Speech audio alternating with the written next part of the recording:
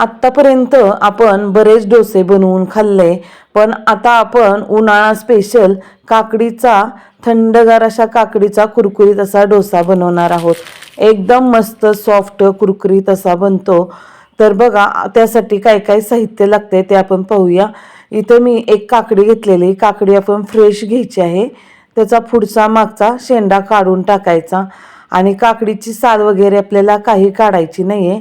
Direct काकडी आपल्याला खिसून घ्यायची आहे।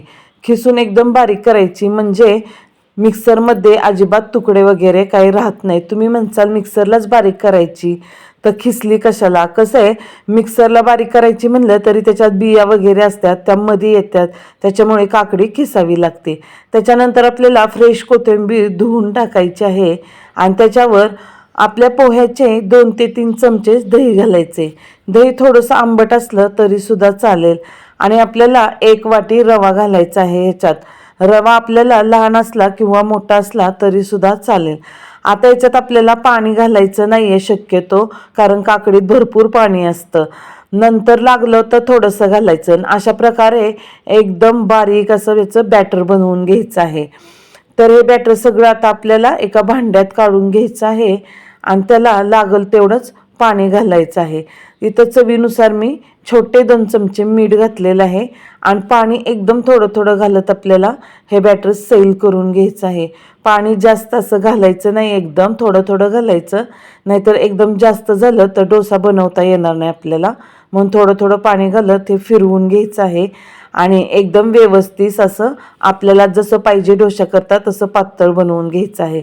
तर बघा एकूण इथं आपण 1 वाटी पाणी वापरलेलं आहे। मगाशी बारीक करताना थोडंसं पाणी लागलं आणि आत्ता आपल्याला अर्धी वाटी पाणी लागलं। आता याच्यात आपण थोडासा सोडा घातलेला आहे। तुम्हाला जर अगदी सोडा घालायचा नसेल ना तर काय करा, ह्याला आहे ना, ह्या बॅटरला उशीरपर्यंत फेटून घ्या। इथं तवा गरम झालेला आहे डोशाचा।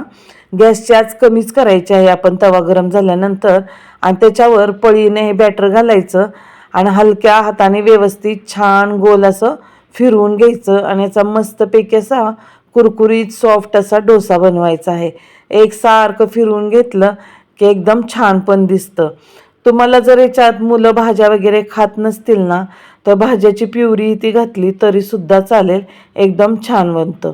तर बघा डोसा झालेला आहे, एकदम मस्त गोल्डन कुरकुरीत असा आपण भाजून घेतलेला आहे। बाहेरच्या बाजूने फक्त भाजायचा, आतल्या बाजूने असा ठेवायचा।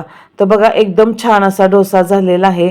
काही फार टाईम वगैरे लागत नाही, तुम्ही दह्याबरोबर चटणीबरोबर खाऊ शकता। ही रेसिपी आवडल्यास लाईक आणि सबस्क्राईब करा।